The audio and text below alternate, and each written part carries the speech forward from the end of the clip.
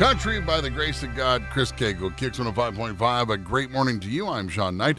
Joining me, as he does every Wednesday, about 10 minutes till 8 o'clock, it's Mike Barrett from Barrett Insurance Agency. Good morning, Mike. Top of the morning to you, sir. How are you? Well, top of the morning to you, sir. Someday we'll have to get together for a Guinness. The proper answer to that, and the rest of the day to yourself. That's the proper I hope answer. you find a rainbow and a shillelagh. So let's get to talking about something that I understand for once. Oh, so we're going to talk about coloring and crayons? I can't wait. Wow, stay in the line, Shawn. That's all I heard growing up. Stay in the line. Oh, yeah. And then my insurance agent while I'm driving. Stay in the line, Shawn. What? What is it?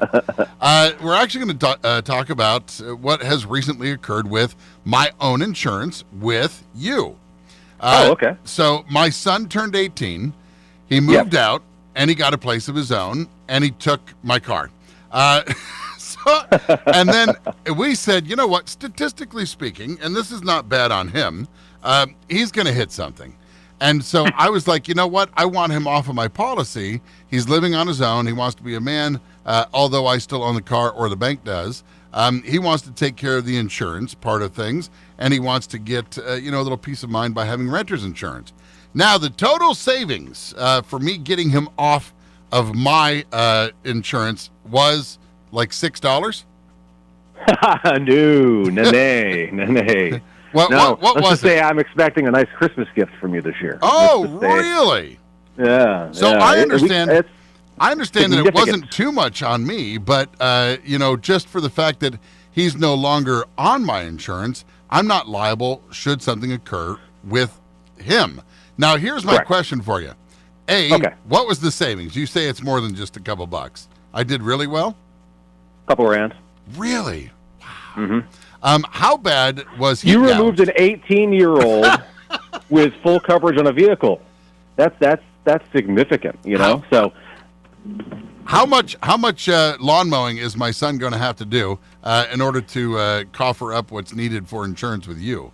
How bad he'll be doing very little driving of a vehicle and a lot of driving of a lawnmower No, I got to tell you, Shawn, I mean, I deal with young operators regularly, and it's a difficult thing. I mean, it's expensive for those just getting their license. So 16 to 25 is kind of a difficult time, especially if you have a vehicle that requires more than just liability. Well, you had said wait until he's 19, but I couldn't see if you live somewhere else and you're doing your own life, why I would have to continue on, like his phone bill and stuff. You're on your own now. You want to go do it? Go do it. Well, and truth be told, when the young ones move out, we see it a lot. I'm talking.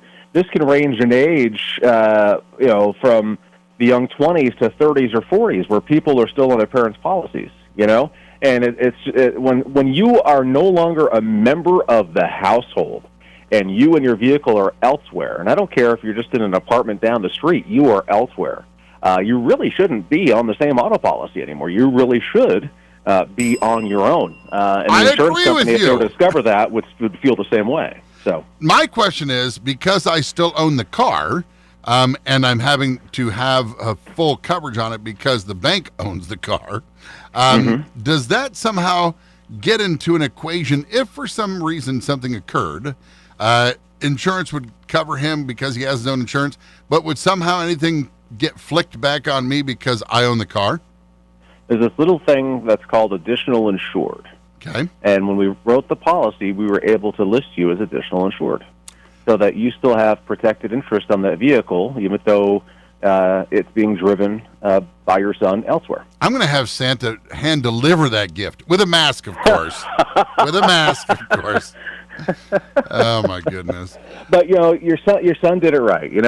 He did his due diligence. You came in months ago. We talked about it. I thought I put the scare in him for not wanting to make the change with the price. He decided to work hard towards addressing what he was going to need. He made a very conscious decision. He's very smart at his age to have a renter's insurance policy to offset some of the cost of that auto insurance, and he seems very pleased. So kudos to you. You did good there. Well, you always, and thank you for the, I'm doing a fine job as a dad. He'll tell you differently. But you always say that getting the renter's insurance with the vehicle really is something that it's almost a discount when you get something additional. It doesn't make sense. It's almost like buy one get six things free. It's fascinating.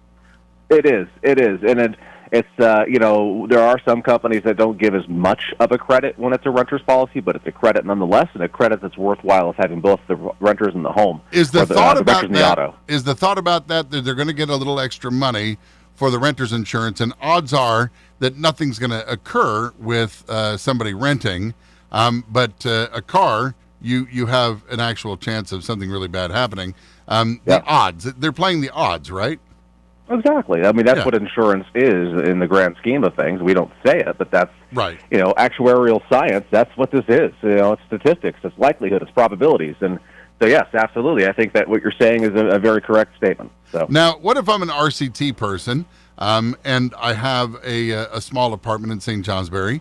Renter's insurance as a standalone, is that inexpensive?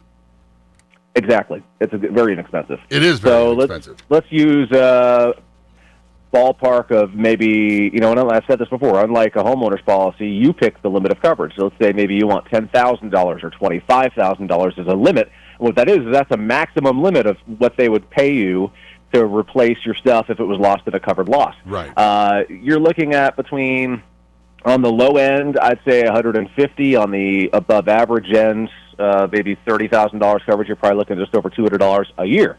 So, that's very insignificant. Not to mention all the extra stuff that it gives you, like special coverage that you can add for scheduled items or computers if you want to. And, of course, that would increase the cost a little bit, but very minuscule. Right. Liability coverage, some money to be able to be put up elsewhere if the place you're living in does have a loss that prevents you from living there.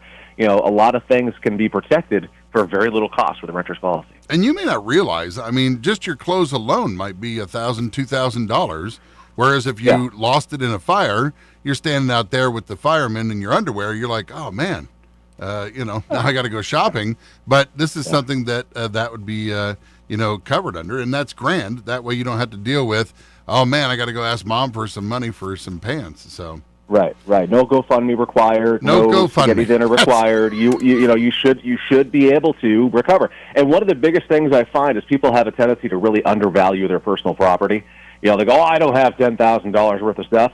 Well, they're thinking of how they acquired it. They're thinking They got the couch from Montclair, they got the table from the roadside.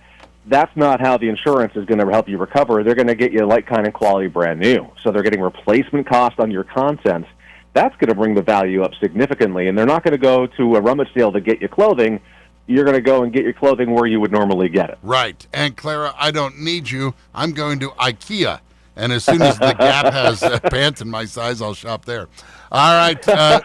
If you have questions about your young person or renter's insurance or any other questions about insurance, you should give Mike a call at Barrett Insurance Agency in St. Johnsbury by calling 748-5224. You can visit us. We are open on Portland Street in St. Johnsbury. We ask that you wear a mask, but it's not necessarily required, just strongly advised. You can also go to our